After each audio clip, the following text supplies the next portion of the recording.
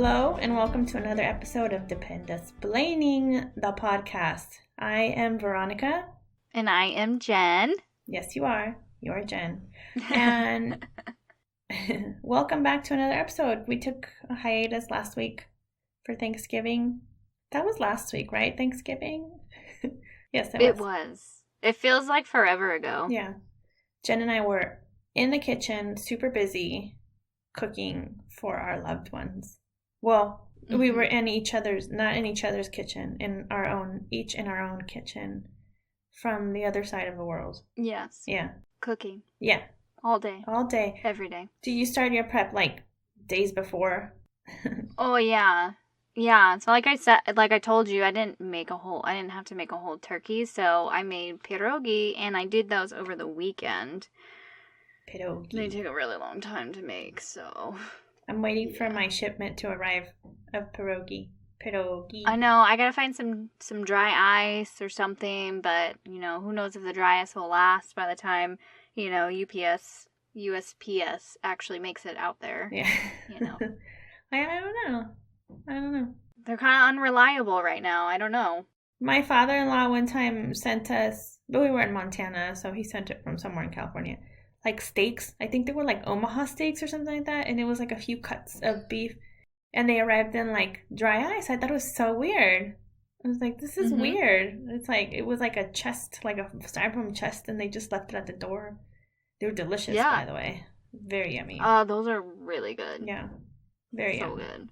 Speaking of good, let's tell you how good it is to get emails from people. Yeah? We're waiting for your emails every day. Here we are, waiting for you, listener, to email us at dependesplaining@gmail.com or leave us a comment on Facebook or Twitter or Instagram. Also rate us on your podcast listening platforms and subscribe. Let us know how we're doing. It really does help us with your feedback. If you have any ideas, stories, anything you want to share with us, we want to hear it. Yes, we do. Yeah. We want to hear it. We want to be inspired by you. Give us all your inputs, especially stories. You know how hard it is to find a story every week? Yeah. I don't mind it, but I would like a listener recommendation again because those are fun. Yeah, it's lots of fun. It's only hard because it's like military related and there's not that much out there. Like there's not that there's not enough content, but the information is not available because it's sketchy. That's the hardest part, is just finding like all the information for it. And the hours of research that goes into just finding one story. But it's worth it because we get to tell it to you and we also get to tell it to ourselves. Yes, I'm super excited to hear your story. Yeah. My story this week is really crazy. I'm here for it. It's a little crazy. But you can also find us on the Milso Muster app. We are updated on there weekly when our podcast is out. They're awesome. They put us up on their app. You can subscribe to Milso Plus for $4.99 a month. There are more podcasts coming out, so keep an eye out for that. And I mean, she just got all kinds of good stuff for all military related, military help, resources, everything you could think of. So get at that app and download it. Yeah. Milso Muster. And get Milso Muster Plus. That's awesome. Did you put up your Christmas decorations yet? Yes. How exciting was that? Oh my God, my husband, who's like Mr. Scrooge and is always like, oh, we can't put anything up until after Thanksgiving, actually was fine with putting up the tree on Thanksgiving since we made food for some other people. Right. He was like, I guess we could put a tree up, to kind of look festive. And I was like, yeah, you think? Yeah. I'm the same way. Like, I don't put anything up related to Christmas.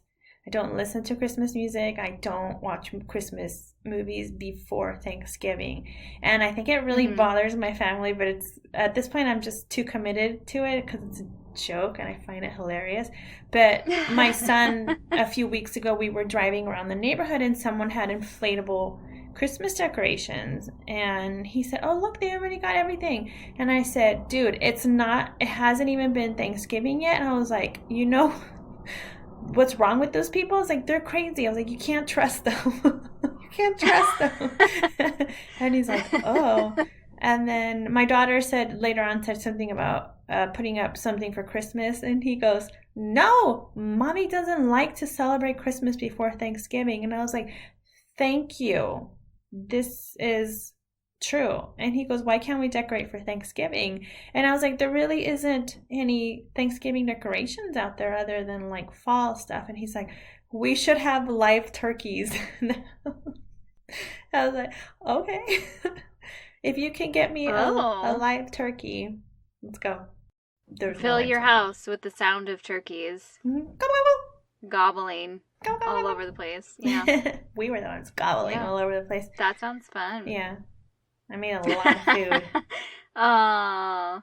Yeah. You know what? I think this year, 2020, is just crazy. And so, whatever you want to do, if you don't want to put up Christmas stuff yet, don't do it. If you do, do it. Do it when you want to. Because I know everything's crazy right now. But my son was the same way. We walked into the BX and it hadn't been Thanksgiving yet. And we walked in and they already had a whole bunch of Christmas stuff up.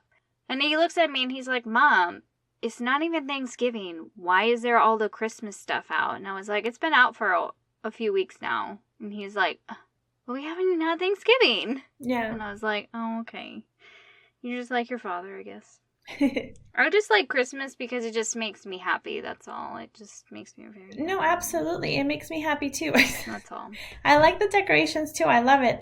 They're so sweet and I don't know. I really like it. It's just I want to acknowledge every single holiday while it's happening. Separate all the things. Yeah. Mm-hmm. Yeah. And I know people's like, it's like right after Halloween, it's like Christmas, Thanksgiving, I can't do that. And then continue on to Christmas. I was like, no, I don't like it. But I did hear one of my friends that was from the Philippines had told me, she's like, we put up our Christmas tree in September. Oh. And I was like, what? And she's like, yeah, with the Burr months. That's what she said. Like Burr, like September, October, November, December. Oh. She's like, that's when the Christmas tree goes up. So this is what my friend from the Philippines told me. I don't know if that's a thing with the entire culture but I thought that was cool. Like if it's part of your culture, that's awesome. Traditions. But they had Christmas stuff at the stores like before Halloween. I know, they've had stuff up for forever. I mean, I swear, you like barely, the BX, they barely had Halloween stuff up for that long, and then all of a sudden everything is gone and Christmas stuff is going in. And I was like, we haven't even trick-or-treated yet. Calm down. Next week it'll be Valentine's Day. Oh my God, right, I know. Well, pretty much like the BX here is like almost completely sold out of all Christmas stuff. Like it's gone. Black Friday, oh man, people are crazy. Still, even with COVID, people are still crazy for their deals, quote unquote deals. Now, I know some of you guys love your Black Friday deals, and that's totally fine. To each their own. It's cool, but not everything is actually a deal when you look at it, so... No. That's all. No. But, no. That's fine. But literally, our BX is, like, sold out of Christmas stuff. Like, I can't even hang... We have half of our roof is covered in icicle lights. Because we didn't get enough. And I can't even put any more up because they're gone. They're all gone. Oh, do you want me to send you some? Mine are about to go into storage. Yeah. We're not using them. Yeah. I mean, I would take my them. icicle lights. I would take them. There's one string that has a little small section that's not lighting up. I don't know why. Lights, right? They're great. Yeah. Yeah. So we went to the Black Friday deal last week because Kyle was off. So I was like, let's just go check it out. And the line was around the BX, and I was like, this is bananas. I was like, there better be good stuff. And we were standing there for we stood there for 20 minutes and maybe moved 15 feet. Oh, man. And I was like, I was like, no. I was like, let's just go home. So we went inside because they sectioned the whole BX off, where it was sectioned off where people going in the BX and then people going to the food court. So we went into Starbucks and we were standing there and I could see inside the BX. On a regular day, there's more people inside the BX than there was during Black Friday. And I was like, what is going on? They're moving so slow. They weren't letting people in. Nobody was keeping social distancing in the line. And then so the line to get into the BX was right next to the line for Starbucks. So I was shoulder to shoulder with the people next to me. Yeah. And I was like, great, this guy gave me COVID. You pay for my coffee, sir. No, just kidding. But so we laughed. I was like, this is crazy. I was like, there's really nothing in there that I want. The item that I wanted was going on sale on Saturday. Yeah. And then my neighbor went and picked it up for me because I was like, I don't want to go anywhere. On Saturday, I was like, I just want to lounge in my pajamas and eat pie. And that's what I did. But she got me 2 power banks because I was like, oh man, the power banks are going to be half off. And I need 2 for our flight to our next duty station. And we have one. I was like, but I need some for the kids and their electronics and all that because it's going to be a long ass flight. So, yeah, I was able to get those and they were half off. So I saved $60. It was awesome. Yeah, see, that's worth it. I know there's some, especially with electronics, you can seriously get some good deals on Black Friday. I'm not hating. You can score some good stuff, but I'm just antisocial and I hate being around crowds, so I don't go. Same. I hate it. Yeah. I don't want to deal with it. Just knowing that tomorrow I have the day off and I have to go down and to another shop and pick something up, I'm just like, ugh, I don't want to go. I know. I got to go pick up my daughter a present, too, that I've been eyeing for a while. And I don't want to make the drive to the BX, to the bigger BX that's here. I just don't want to. I don't like people. Yeah. I know, right? I just don't like people. I know. That's why we're here on this podcast, because we don't have to see anyone. Via FaceTime. We just get to see each other. I like you. I can handle you. I'll hang around you any chance I get. Yeah. But, yeah, because we can talk about how we don't like people. Yeah. Exactly. I don't like exactly. That's what we do. I know. All right, Jen. Okay, tell me your story. I can't wait to hear your story. It's exciting. Give me a moment. I have to get my thing out now. Oh, my back. I'm old. Oh, I was listening to the Chris Watts tapes. Have you listened to those? No, I watched the documentary on Netflix. The Chris Watts tapes are really good too. They also go on the video you sent me to about from Bailey that does the whole Oh yeah.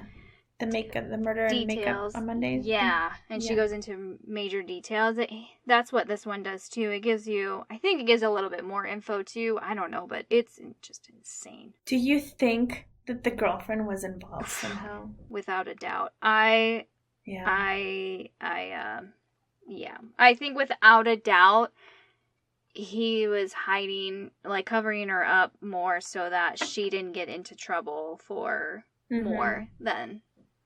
more. She should have gotten in trouble for more. I mean, I know there's crazy wild theories out there, but I do think she had a part in it. For the fact of all the shit that she was Googling while they're dating, and she's like, oh, he's gonna leave his husband. And then it's okay, why are you looking up wedding dresses? And why are you looking up stuff about being a mistress? Come on. Yeah. How much did Amber Fry, or her net worth, how much Amber Fry's net worth is, which is Scott Peterson's mistress. Yeah. Yeah. But I have a different opinion on the Scott Peterson case, so. I do too. You opened my eyes because all I only went with just what the media said, what they were saying. And then you opened my eyes and I listened to that Crime Junkie episode on it too. And I was like, whoa, wait a minute. And then there's that Hulu documentary too, or a documentary that's on Hulu. And I'm like, Well, to me, it's the fact that his story has not changed. yeah. Like, at all. Like, at all. Everything from the detail of the episode, of the Martha Stewart episode playing on TV, but the morning he left, Yeah. to what she was doing, everything. Nothing has changed to where he made the anchors for the boat. And they're like, where's the extra concrete? He's like, I poured it out on the driveway or whatever. And sure enough, there it was. Yeah. And like, people were like, oh, he was making anchors to sink her body or whatever. Yeah. And so everything was like plausible to them. But he has all these explanations for everything, and it hasn't changed. So I remember when they first caught him and like his hair was dyed, and they're like, he had a fake ID or something like that, and all this money. And he's like, well, I actually had that money because I had to pay it back to my so-and-so or whatever, and the fake ID was actually my brother's actual ID that I used to get into the country club to get a discount to go golfing. And he had dyed his hair because he was sick of the media attention. Yep. And I was like, oh, that makes sense to me. Yeah. Sure, it sounds fishy, of course, but it also makes sense. Like, yeah, when you're accused of murdering your wife, sure, dyeing your hair is probably not the smartest decision, but yeah, it makes sense. I think it was just dumb luck. Yeah. And then the media just blew it up. Yes. Like they like to do with everything, especially now. Yeah. But this Chris Watts guy, oh my God, I hope he gets what he deserves, because it was awful. Awful. Just and him describing what he did, I'm like, oh my God, he's a monster. He is. He's a monster that doesn't deserve the day of light anymore. Like, no, never. Well, speaking of husbands who kill their spouses, murder! I do too have a story of a husband killing their spouse. Do tell me, Jen. I can't wait to hear this. It's kind of a big story, a long story. I mean, not just like, I'd never really heard of it. I wish I had popcorn right now. I know. It's kind of includes like 3 other stories, but I just go into detail on the main story that I found. Okay. So, but we'll get on that. All right. Yes. So I'm just labeling this as the Fort Bragg murders of 2002. So Fort Bragg is in North Carolina. It's a military installation of the United States Army. And it's one of the largest military installations in the world with, at the time of Wikipedia, that Wikipedia has it, it was around 57,000 military personnel. It could be bigger now. I don't know. But that's what Wikipedia is telling me. It's located within the Cumberland, Hoke, Harnett, and Moore counties, and it borders the towns of Fayetteville, Spring Lake, and Southern Pines. So there you go. Little geography. All right. Love geography. Yes. So starting around June 2002, 4 Army wives were killed over a span of 6 weeks. 4? Allegedly, 4 of them. Allegedly, all by their husbands. Oh. Yes. So 4 different ones? 4 different ones, yes. But 4 different families. 4 different families. All at Fort Bragg.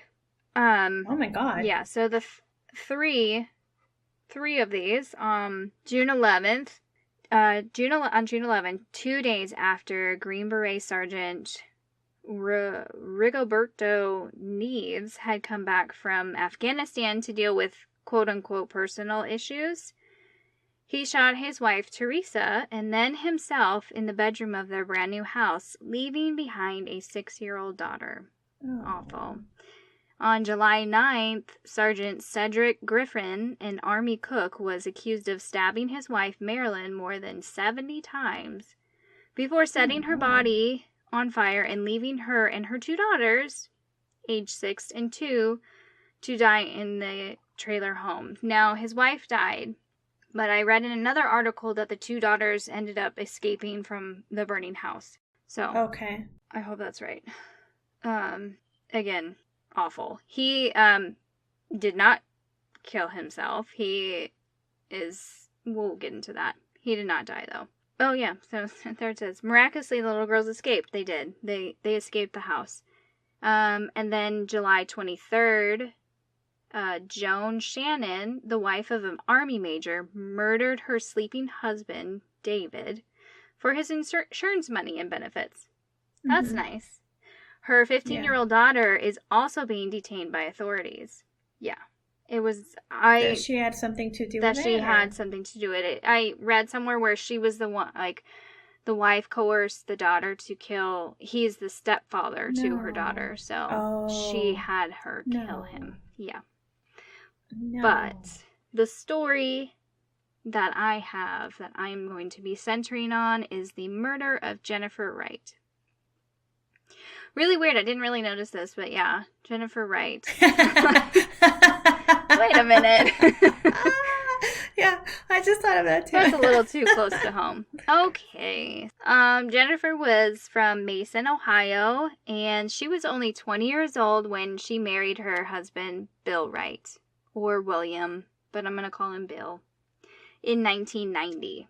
In 1998, Bill, Jennifer, and their 3 sons moved to Fort Bragg. Jennifer appeared to be the perfect Christian wife and mother, according to members of the Baptist church, where Jennifer directed the children's choir. In 2002, Bill had been a career Army man for 18 years. After 12 years of marriage, Jennifer, who was then 32, had begged her husband to leave the Army, or at least not be gone away from home so much. But Bill said that it was just not possible for him. And if we think about it, 2002, it's just after 9/11, so shit is real everywhere. And so, especially I know, like, in the Army, people were gone a lot. Long deployments, gone often, trainings, all kinds of stuff. I know that's hard. More but hazardous areas. Yeah, even before that, too, I guess he was gone a lot, too. Not home a lot, long days, all that stuff. And I understand that sucks. That is really hard on somebody. But that is the military way of life. I imagine, too, in 1990, it was like Desert Storm. It's like early 90s, so.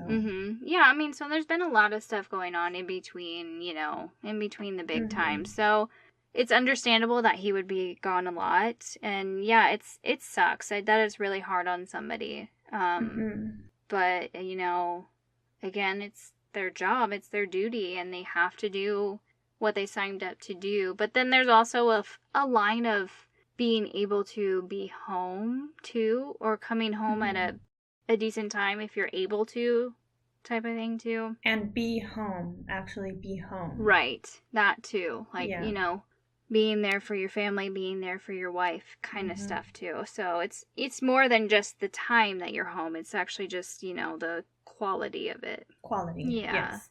So Bill said that was just not possible for him to do. He was too into the Army, and that was just his thing. He was ready to go, do what was necessary for the Army, and family is kind of on the back burner. So in February 2002, Bill left for training in Georgia. While Bill was gone, Jennifer was telling friends that they were getting a divorce, claiming Bill was the one who started it. After Bill came back from his training, things didn't seem to be any different, though. Bill and Jennifer were together, and it didn't seem like they were getting a divorce. And they even had attended a funeral together from a friend's husband who was deployed in Afghanistan, who was deployed and killed in Afghanistan. Just after a couple days after the funeral, Bill was sent on deployment to Afghanistan. So, people are going to, you're already in that state of mind of, like, sadness and grief for somebody else, and now here your husband, she already knew her husband was going on to this deployment, but I think, too, it's like, that also, in some way, going to a funeral for somebody else's husband, I feel like would kind of, mess with your mind, too. So, absolutely. There's already kind of, there's already tension and stuff with that. And so, not long after he was gone on his deployment, Jennifer started dating the choir director of their church. But Not they were very still good. married. With permission from the pastor, of course. Excuse me? I don't think so. So, I read some different articles. There's a lot of different things coming out and whatnot. And it sounded like she was claiming that they're getting a divorce and he was the one who started everything, and then she had to sign some papers or something about, because he went and filed in Florida, and they're in North Carolina, and I don't know, it was like weird stuff. But she's claiming like they're separating, they're divorcing, all this stuff. And so she talks to the pastor, and the pastor's like, sure, yeah, that's fine. You guys go ahead and date, but make sure you're chaperoned. Okay. Not that she needed it to go out of her way and date somebody else, but I find that so strange that the pastor gave them his blessing. Like, I'd be like, no, you need to sort this out first. Right. Sort out your feelings and then deal with it. But I don't know. I mean, yeah, I don't know. Maybe that was her excuse. Mm-hmm. I don't know. That's right. Weird. I don't know, we don't know exactly what was being said in there, and maybe she had, maybe their situation was different, and I don't know, but yes, she begins dating the choir director of her church. A couple of months into his deployment, Bill runs into a church member of the church that Jennifer is attending, who informs him that his wife is dating the choir director. So he's in Afghanistan, and now he's hearing about his wife dating somebody else. Yeah, that's not really good. The pastor said it was okay. Yeah. But don't worry, the pastor said it was fine, because it's fine. Because they asked. Yeah. Okay. They asked for permission, so it should be fine. No big deal, right? Still probably not a good situation to put yourself in. Like, I understand that these things happen, and we're grown-ups, and we make our choices, but it's probably not the best situation to be in. So Bill Wright was then granted leave from his deployment to deal with his quote-unquote personal problems. Oh, okay. Yeah, so he was granted leave to come back home. Just after a couple months of being there, he wasn't there very long, Jennifer claimed to friends that Bill was setting her up. She claimed, I don't know what these claims were. I'm not sure, what, they didn't go into detail on what this whole setting up issue was. At the beginning of this article, I forgot to put this in here. At the beginning of it, so by I think beginning of the year 2002, Jennifer was getting letters sent to her, threatening letters sent to her, stalking letters, all these scary things being sent to her, telling her, I don't know what they first said to her, but when she started dating the choir director, then she started getting more letters saying, you better stop dating him, threatening her in ways so she would stop dating the choir director. And she didn't know where they were coming from. So there we go. That's when Jennifer thought that her husband was setting her up. Oh, that he was sending her and he was the one sending these stalking letters. Okay. But we find out that these letters are not actually true. She's not actually receiving stalking letters. She's just claiming these things. And that doesn't really help a situation. I'm not trying to be all negative because she is a victim at all.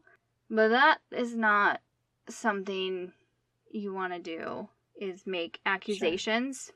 Because she made these accusations, and now her friend here, Sheila Harriman, is threatened to go report Bill for these threatening letters. Oh, so now the friend is actually believing these lies that she's getting threatening letters? Yes, so the friend at first was believing, but then she finally learned that even the police didn't believe that Jennifer was getting any stalking letters.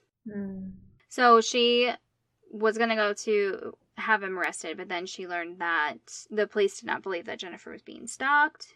And then her friend goes to say that Jennifer reached out, to the choir director, like went out, it felt so nice to be wanted. She was saying she just wanted to be, she wanted attention. She wanted to feel wanted by somebody. She was extremely lonely and depressed. She was a mom of 3 boys, homeschooling them. So she was just home all the time, and she just kind of wanted somebody to appreciate her, be around. Something that different. Was the biggest thing. Something different. Yeah. Something exciting. Yeah, she wanted somebody there who would appreciate her and be around more often than her husband is, I guess. Now the pastor, was it like a civilian, or were they like on base, like the pastor and the church, the choir director? It doesn't say if the church is on or off base, but it's a Baptist church. I guess they would have referred to him as chaplain then. Yeah, maybe. Okay. But it doesn't say. I didn't look to see if it was on or off base. So I'm hoping it's off base, because my goodness. But yeah. So they were just. It matters. It still wasn't good. I know, right? Yeah. So her friends were understanding of her situation, that she was just very lonely, very miserable, and depressed. Just had no way to break out on her own. She's been married 12 years now. She's relied on her husband for all his help and everything. She's not working. She's home with the kids, homeschooling. So she just kind of started making up this fantasy in her head about being divorced from her husband and being able to get out and meet somebody else. They even say the strain of having her stay in this unhappy marriage was just so great on her that she lost 20 pounds and stopped doing much of the kids' homeschooling. Like, she just couldn't put herself do it anymore, and she even stopped paying the bills. Oh my. Which is not good, because finances had often been a problem, especially when Bill would just take off, I guess. He would just... Definitely sounds like mental health issues. Yeah, so apparently he would just leave her there with the bill collectors calling and go on a mission. Like, finances would be bad and they'd be under and people would be calling, and he leaves her with all that burden, basically. Sure. Okay. And so it was really tough on her, so she just really wanted somebody there to be there for her. And so she started reaching out. So at this point, Bill's home from his deployment.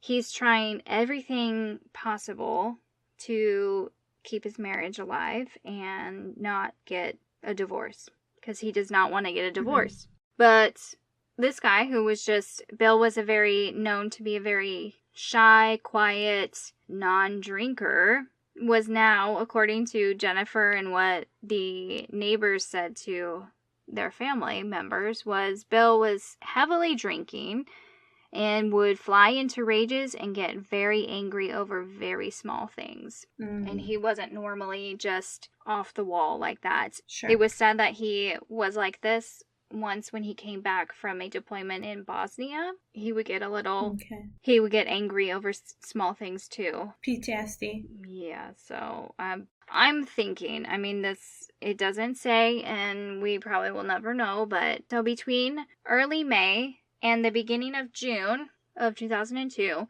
Bill Wright sent 3 emails to Tracy Quinn, the family readiness specialist at Fort Bragg. But family members say that Quinn did not respond. Quinn told Jennifer's family that she had intended to respond, but had just not done so. Special Forces Public Affairs Officer Carol Darby, however, said that although Quinn did not meet with Wright, she sent him a list of resources.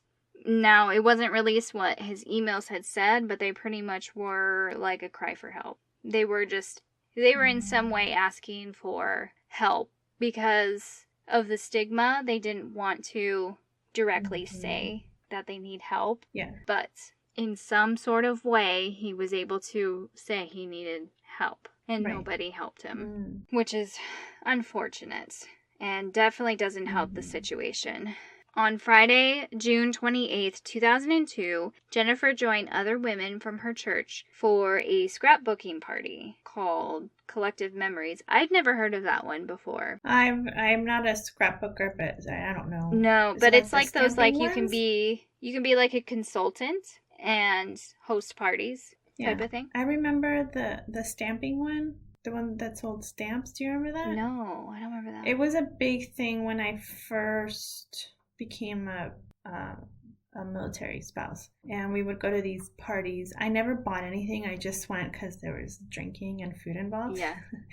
But they would have these really lovely stamps, and they would make like greeting cards and stuff out of them. Greeting cards mostly. Yeah. Or like crafting for the children. Yeah. And it was just all stamps, like rubber stamps. Oh, I can't remember what it was called. Yeah, it was neat, but I never bought anything. I don't even know if it's still going on. Probably You not. know, all those MLM things, like MLM companies. They last for a little like while that. and then they kind of die off. Yeah. There's a few of Yeah. those that I remember going to that I don't think are around anymore. I remember going to Pampered Chef Mm-hmm. and Scentsy parties, and I feel like those are still around. Yes. I am very faithful to the Scentsy. I think they smell amazing. Products. Oh yeah, and I love their warmers. They're beautiful. Yes, they are. I just am Yeah. cheap and I won't buy it. Yeah, no, I find myself buying like BX brands. I know, right? But I do like them, yeah. And then they have like the leggings and all those other ones that just want to rip you off, basically. Yes. Oh, I know. Exactly. So that's, I mean, I don't know if I ripped you off, but this is what we're talking about is an MLM called Creative Memories. Creative Memories. Yeah, so she went to this party, but her friend said that she didn't seem quite like herself. Like, she didn't seem so happy as she usually is. Okay. So she also stayed after the party to talk about becoming a Creative Memories consultant. Oh. Stating that she needed to get a job and earn extra money, but be able to stay home to homeschool her children.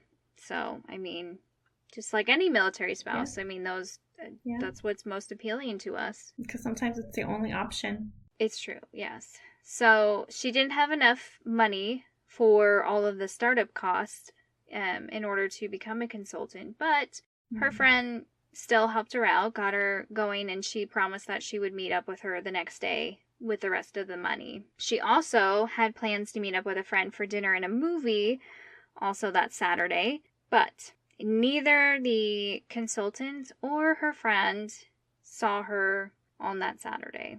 So, according to police, Bill Wright entered the house about 7:30 on Saturday morning, June 29th. Seemingly to pick up some tools.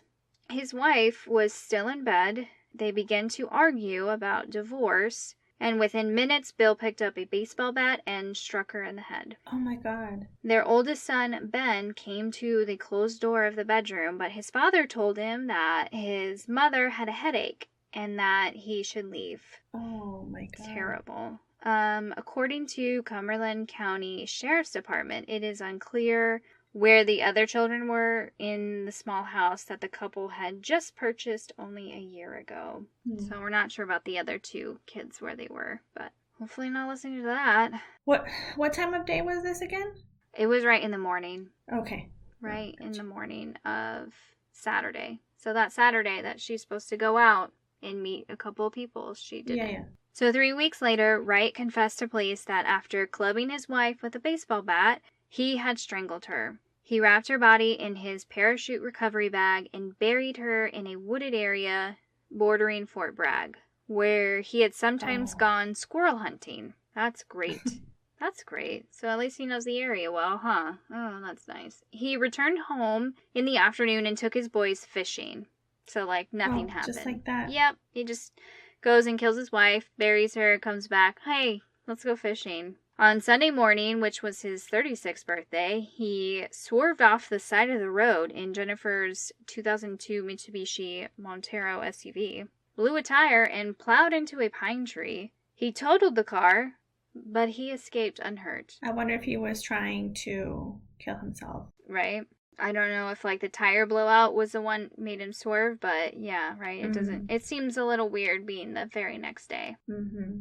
Then on Monday, he called the police to report his wife missing. adding that it was not the first time she had taken off. Like, really? Oh. Really? Yeah. According to close friends, Bill just didn't really act normal or the way they knew him to be. He would change the subject if a friend asked about his missing wife. But on July 19th, Bill showed officers where he had buried his wife's body. Sheriff's investigators concluded that Jennifer had been hit over the head and strangled to death. And Bill had buried her body in a shallow grave in a field near Fayetteville. Bill was charged with first-degree murder and was being held in jail without bond. On March 23rd, 2003, Bill Wright hung himself in his jail cell. So nothing even happened. He didn't go through anything. So it makes me think that the accident was not an accident. Right. For him crashing the car. Right? Exactly. I mean, after what he did in jail, so, I mean, you could come to an opinion like that. Yeah. A lot was speculated on what happened to Wright for him and the 4 other soldiers, well, 3 other soldiers who killed their spouses and along with themselves.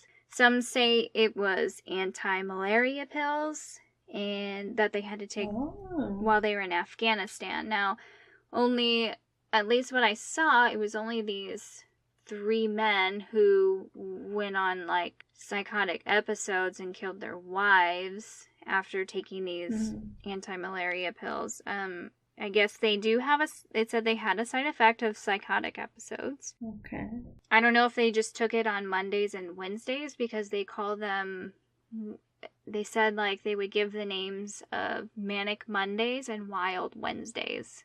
So I don't know if that's what that means, that they get to take them only on those days. I don't know. Oh, but weird. Yes. So Wright and 2 other soldiers killed their wives and then ultimately killed themselves. 2 of them were on the same day. But Sergeant Cedric Griffin, who stabbed his wife to death and then set the house on fire, faced the death sentence in North Carolina if he was convicted of stabbing his wife to death. But according to an article, he pled guilty to murdering his wife, Marilyn Griffin, and is serving a life sentence in the Central Prison in Raleigh, North Carolina, which is just crazy. I'm glad that he has not, done the rest. Oh, God, I just don't know. Like, reading about all of these cases that happen in just a short span of time is just, it all seemed, I don't know their background, but they were all arguing over marital problems. And I feel like with like that, and then the mix of like being deployed to Afghanistan and PTSD and not being able to talk to anyone about it, the stigma of the whole, don't talk because then you'll get your security clearance taken away, all that stuff. It's the combination of the distance and the strain it puts on a marriage. On top of that, adding PTSD and then possibly the reintegration phase of the deployment, it can all just explode in your face if you don't know how to navigate it. That's insane. Yeah. It was a roller coaster of emotions just thinking and reading all this stuff about them.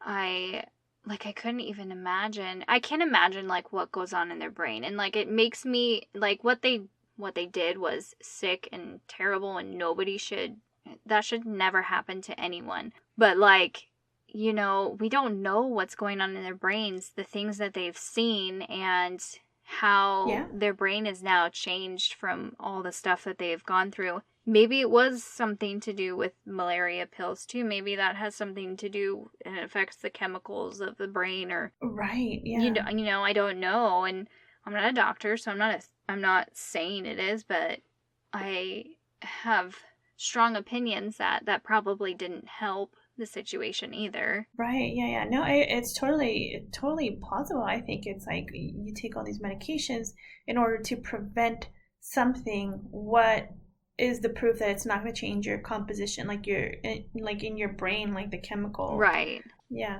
And then you're giving these you're issuing out this medication to people not knowing how they're going to react. Yeah. You're handing it out to those that are trained for combat. Yes.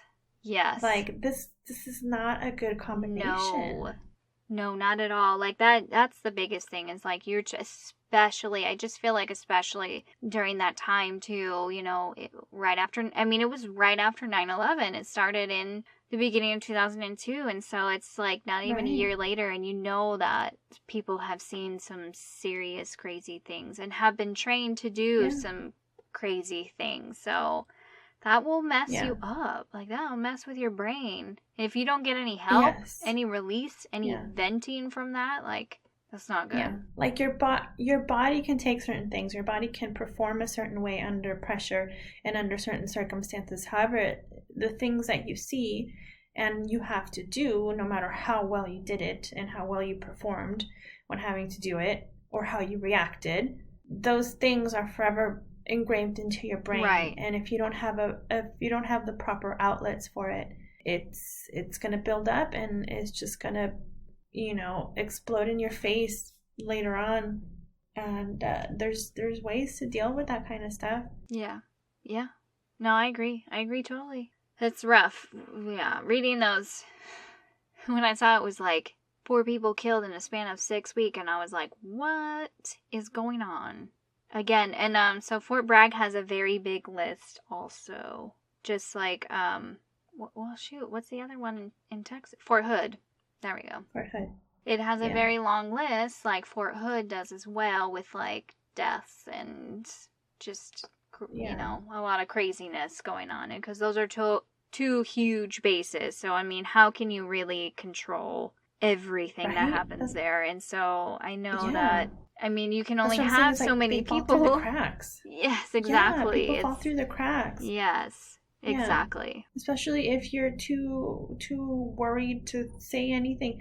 It's so sad because it's like, I had this conversation kind of with my husband a few months ago. It's like the people that have mental health issues should not be serving in the military, right? Because you need them at their tip-top best. Yeah. Physically, mentally. Right. But there are the individuals that want to keep serving. They want to keep serving and they don't want to be let go because of this mental health stigma. Mm-hmm. And so now and they hide it well. And then we have later on incidents like this or not as bad as this, obviously, but still it's like things will result if you don't address this. Right. Properly through the proper channels. Exactly. And the military is there to help. Like, they will help you. You might not end up being in the military later on. You might end up, being discharged, but they can provide you with the resources that will help you with this. And insurance covers it too. Mm-hmm. Yep, exactly. Don't be afraid to go get help. It's okay to ask for help. It is okay to ask for help. Yeah. I mean, I see both sides of it. It's like if I say anything, how is this, especially like for myself, as a dependent, I have no affiliation with the military other than I'm married to an active duty member. But if I go ask for mental health, how is that going to affect my husband's career? Right. Because it will. Exactly. I mean, we had a freaking allergy referral from my son pending, and we were denied our travel to our next base. Mm-hmm. And it's like, that was really upsetting. That was really, really upsetting. It's like, this was just for a referral. Yeah. For an allergy referral that was pending. Yeah. And we got it sorted out because my son doesn't need to see an allergist. It was all sorted out. But still, it was like, I can't believe this is going to prevent my husband from going to his next duty station. That's probably going to better his career in the long run. And, it's just a different environment altogether. So that kind of stuff is what really makes me mad. But then you have the other people that really need the mental help and they just can't get it and they won't get it. Yeah. It's just like, what is that saying? Like a double-edged yeah, it's a double-edged sword. Yeah, it's a catch-22. It is. It's so terrible because everyone's always like, make sure you take care of your mental health, do all this stuff, but then at the same time you're like, I really want to, but also I don't want to like hinder going somewhere because I know that I'm like, right. I'm okay, but I could use a little help, just to, just to balance it out. I know I'm fine, but it's also because you don't know what if they refer you to something like, oh, it sounds like you need some extra help, so we got to refer you. And yeah, I know. It sucks. It sounds like you just need a change of scene. Yeah. That could be another factor. Yeah. I've had that happen to me where arriving at one place and I was super depressed. I wasn't enjoying myself. It was really hard to make friends. I was a new mother. It was not fun. And I went to seek help with a counselor and I just needed a change of scene. And it got better. I feel fine now. Yeah. I've never had to use medication or anything, so it's been great. Okay. Yeah. Is that all to your story? That's all my story. That is a crazy story, Jen. I can't believe he, offed himself like that. Took the easy way out. At least he did confess what he had done and where she was. But... Right. Exactly. The other two that did it as well, they did it at the same time, and so... But still, I'm just thinking, too, those ones that, killed their wives and then committed suicide, you're leaving behind children, too. How can you be okay with that? That's just so upsetting. But it also makes me so sad because I'm I can't imagine what's going on in their brain to want them to do that, too. And so it was very sad and a really hard one to hear. Wow, that's crazy. Yes. Get help, people. Yes. Get help. Don't let it come to this. No. And if you know somebody that is going through something that could lead to this, oh my gosh, please step in. Get them help. Yes. We've seen right enough. Right away before it gets too late. So, yes. All right. So, what do you got for us? So, you touched on family readiness, and I actually want to talk about that because they are chock full of stuff that can help people out. So I wanted to talk about that. Family readiness is pretty much the same across the board with all branches of the military. It's an organization and it's comprised of different programs, and they all have the same intention of helping the active duty member and or their families as well. So they help with mobility and deployment. This is for the active duty member that's going on deployment, as well as for the families having to stay behind. And they help you adjust to all the phases of a deployment. So they provide you with resources for that. Another one is relocation assistance. This is a great stop to make prior to your next PCS or once you've arrived at your next location. And they'll provide you with information related to your new location, education and moving cost, housing, spouse employment, and orientation, as a newcomer. I know when we arrived here, the newcomer orientation was really helpful to me just because we're in a different country and providing me with all the information I need to know as far as do I want my children to attend school on base or off base, some of the customs of the country, stuff like that, which I think is super helpful. Oh, by the way, I got all my information on Military One Source, and from my brain, from stuff that I remember. Things you know. Yeah, and this is pretty short, but it's just kind of give you an overall feel of what they do. They also help with personal financial management. This service provides you with tools to better manage your finances, budgeting, debt management, retirement planning as well, and saving and investing counseling if you want to go that route and investing in something. So I highly recommend this for new airmen. I'm sorry, not airmen, young, newly to the military world. Just so you know how to spend your money, because it's if you're coming from your parents' house or you're with your guardians that took care of everything, and now you have this money and it's hell yeah, I'm gonna go buy a new car and I'm gonna buy these really expensive shoes. It's no, you're gonna ruin your credit. And then just to help you with that, or for newly married couples as well, how to help balance your budgets and take care of finances like that and pay bills and all that, because all of that's fucking new and it could be a little overwhelming at times. Yeah, for sure. So yeah, for sure. Yeah.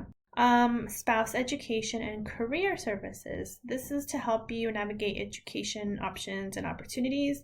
This can include like education and training, employment readiness assistance, and employment connections. So I really like this option. I actually dealt with them not too long ago. I was able to get like a scholarship for a certification in my career field.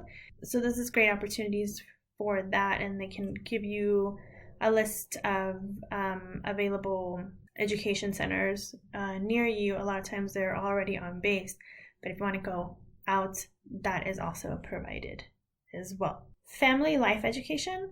So this program provides you with resources to help you maintain a healthy relationship, basically.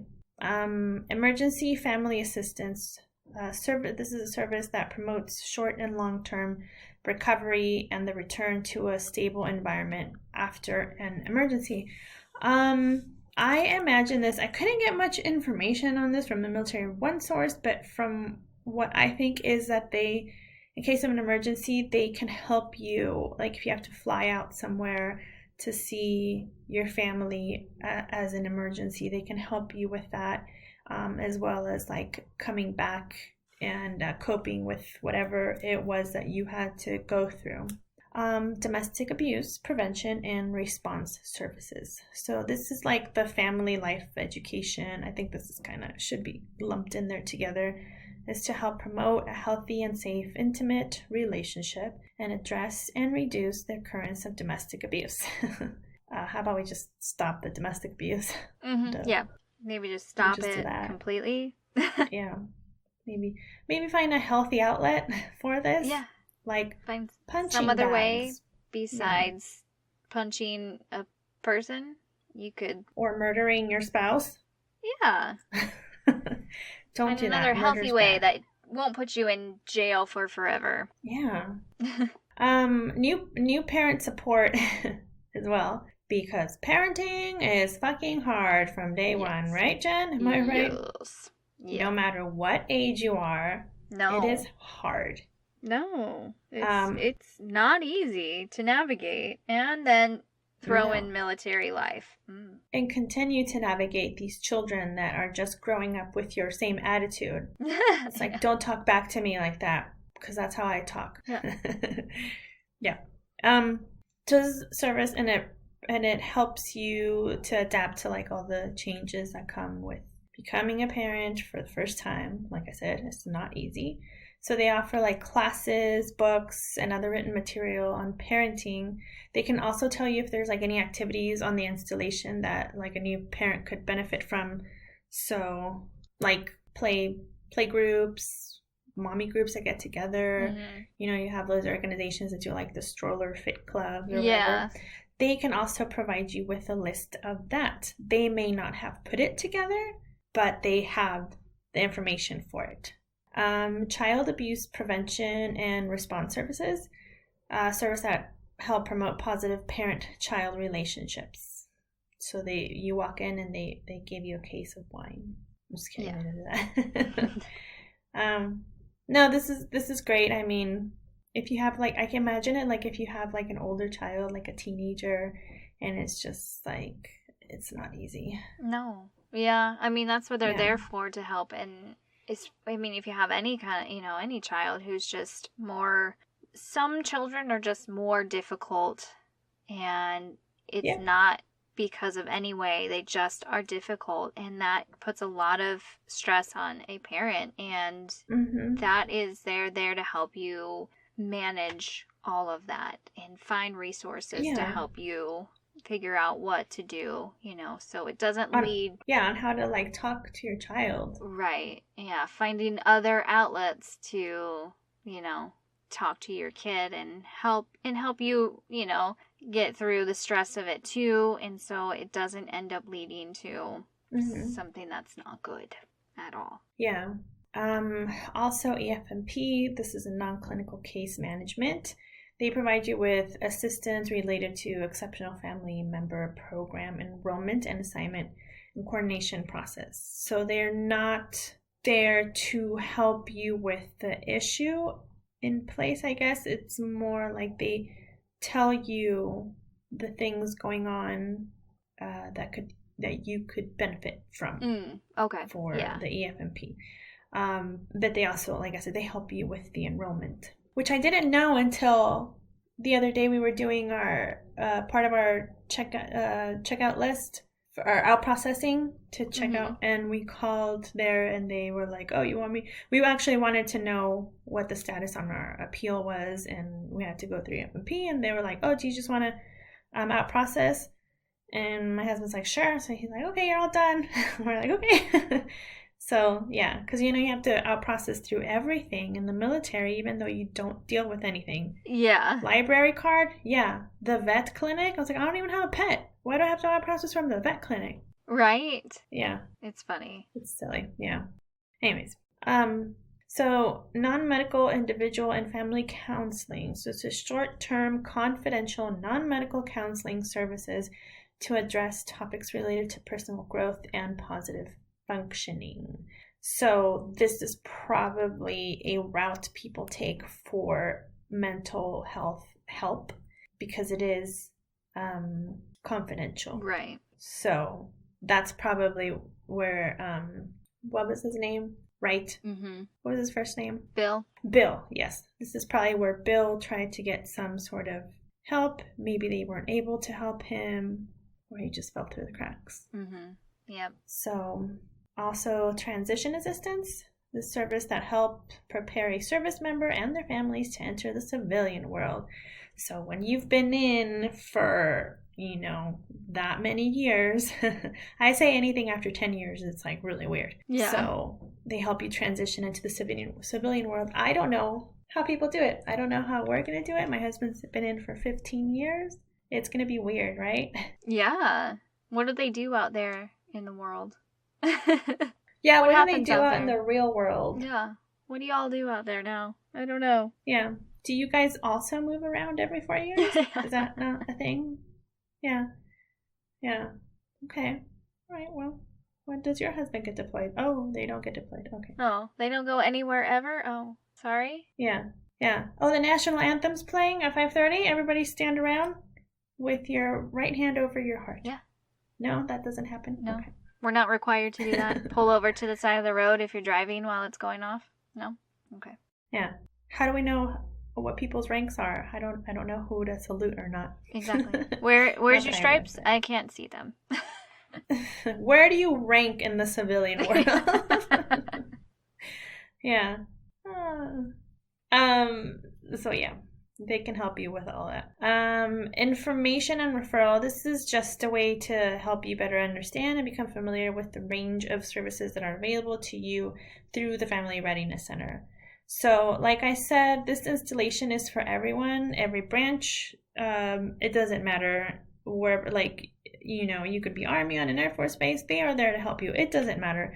We are. And this also, like I said, extends to family that is not on the installation with the active duty service member. So you can be like a mom of, a young soldier, and you want some information, you can also reach out and they can help you with this. So you can contact them by phone or email if you can't get on base to get, this information. So, or a lot of times you can go through like their Facebook page as well. So just a quick Google search with the name of your active duty member's location and or their installation, and it'll yield you with their contact info. But it's there for everybody, and it's got great resources. I know the one here is very active here in the UK where I'm at, is very active, and they constantly put out stuff for your benefit, and they also do activities. They'll do like a trivia night or like movie nights. So stuff like that. They're there to serve you. It's just a big network of groups that come together to make quality of life in the military a little bit better for everybody. So yeah, I just thought I would put that out. If you guys have any questions of your next installation, you can always reach out to them and they can provide you with info. Or us. We can do it for you too. We can. We're good at that. We can find the things. And tell you too. Yeah, we're good at finding the things. Chances are we've already been there. It's true. There's a lot. I always want to say, when I see people asking about certain places I've been, I'm like, oh, I can tell you about that. Or like when somebody asks about a base that, one of our base highlights, I'm like, ooh, listen to this episode. We tell you all about that base. Yeah. Yeah, we'll tell you all about info. It. That's all. My daughter this morning was like, I've been moving this stupid fucking elf on a shelf. Even though I told him it got COVID and didn't make it. And I told my son that a moose ate it and he died. He didn't believe me. Anyways, I've been moving it around, and yesterday I forgot, and I went to wake her up, and she's like, I wonder if it moved. And I was like, I don't know. And I like ran downstairs really fast, and I had forgotten to move it, and I just threw it in the washing machine. I threw it in the washing machine, and she was like looking for it, and she couldn't find it. And I was like, well, it's reindeers on top of the washing machine, so maybe it's doing laundry. And she's like, oh, there it is. And I was like, oh no, now I can't do laundry because I can't touch it. That's what I told Kyle, and he's like, yeah, that's why. Oh yeah. I was like, I seriously did it. Yeah.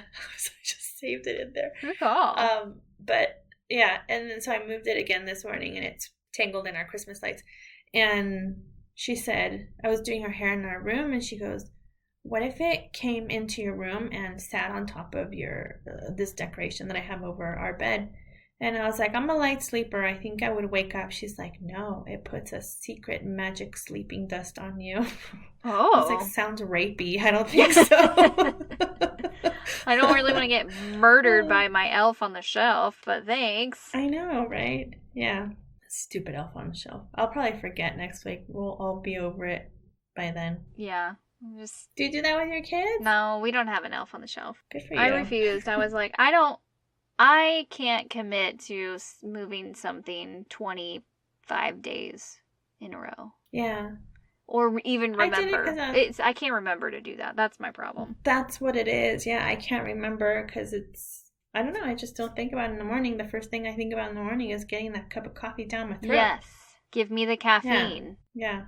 I come downstairs with my eyes still closed, and I brew my coffee with my eyes still closed. Yeah. You have to. Give me the caffeine, then I can do the things. So. Yes. Yeah.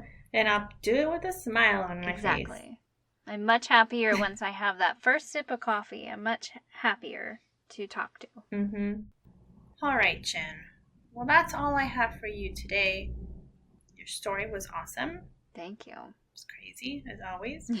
Have to. Jen is getting tired. She needs to go to bed, you guys. I know, again. But you should still email her. Yeah. At dependisplaining@gmail.com. Yes. Or just, use social media. Twitter, Facebook, Instagram. Leave us a comment. Let us know how we're doing. Rate us on your listening platforms. Leave us 5 stars. We like those. All the 5 stars you can give us. We do. Yeah. And send in your suggestions, comments, anything. We'll read them. Yeah. If you want a shout out, we'll give you one of those too. Your Christmas list. Let me know what you're asking for Christmas. Yeah. Yeah, Christmas list. I'll send you something from the UK. Yeah. Want some spotted dick? I'll send you some spotted dick. Yeah. Yeah, it's quite delicious, guys, actually. It's quite delicious. It's a little raisiny, too raisiny for me. I don't know. Sticky toffee pudding, that's where it's at. Sticky toffee pudding. Yeah, you can't go wrong with that one. Yeah, I'm so glad I learned how to make that. I love sticky toffee pudding. It will forever be a staple in our family from now on. Mm-hmm. Get your spotted dick! For my UK listeners, thank you for providing us with endless giggles every time I have to go into the grocery store. I'd be like, where's your spotted dick? Last year, I was looking for it, and it was so busy in there, and I saw a guy, an older man, with it in his car, and I said, excuse me, where'd you get your spotted dick? And he's like, oh, it's just over right in front of the custard. I'm like, great. Oh, good. Spotted dick with the cream. That's nice. With the custard, yeah. Yeah, right across from it. Great. Yeah. For those of you that don't know what a spotted dick is, it's a cake. It's a cake. Yeah. They call them puddings here. It's just a cake. It's just a cake dessert that you can have, I guess. People. Yeah. I don't know where. But it's called what's with the name? That's what I'd like to know where that came from. I don't know. So the UK has weird names for everything that make me giggle. Yes. Like, remember when we went to the NFL game with my friend Kim and she saw the cock flavored soup. And she took a picture of it, and it didn't even like faze me because I was like, this is stuff I see all the time. But she was like, ha, cock. Yes. Yeah. Yeah. Everything, a lot of it has cock in it. Cock Fosters. This is true. Yeah. Coxwold. Coxwold. There's an electric company or electrician that had something now I can't remember, but yeah. They like dicks. And they like dicks. Yes, also they don't call it like construction companies, or they're like erections. Yes. Yeah, erections, or what do they call them? I don't know. There's erections in it. Yeah. In it. And yeah, that one always gets me till it's like erections. Professional erectors.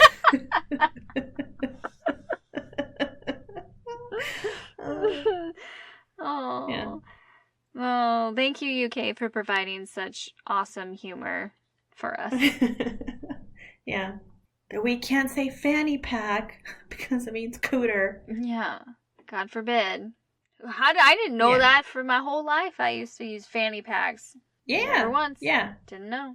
I found out because when we were in Belgium, when the receptionist where I worked at, she is British, and I said something. She's like, "Oh, you can't say that word." And I was like, "What, fanny pack?" And she's like, "Yeah, fanny means something different in the UK." And I was like, "What?" That's weird. They call them bum bags, even though they go technically over your fanny. Yes, that's why they're called fanny pack. Now I get the whole reference. It makes sense, but yeah. Let me call it a fanny pack, because it is. It's a pack over my fanny, so... Over my fanny. There. Yeah.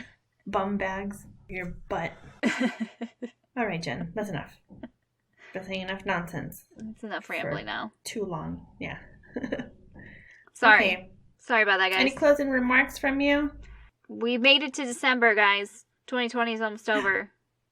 You great. Guys, brace yourselves for 2021. Brace yourselves. What shit show that will be. Yeah, we don't know what's coming, so just be ready. Be prepared. Be prepared. Yeah. Thank you guys for listening. Again, if you guys have any comments, questions, concerns, ideas, topics, stories, secrets, recipes, you can email us at dependsplaining@gmail.com or leave us a comment on Facebook, Twitter, Instagram. Again, please rate us on your listening platforms. It helps out a lot. And that's all. Jen's going to go to bed. She's ready. I'm going to go start my day. And I hope you're having a wonderful day, dear listener, because wherever you go, there you are. Goodbye.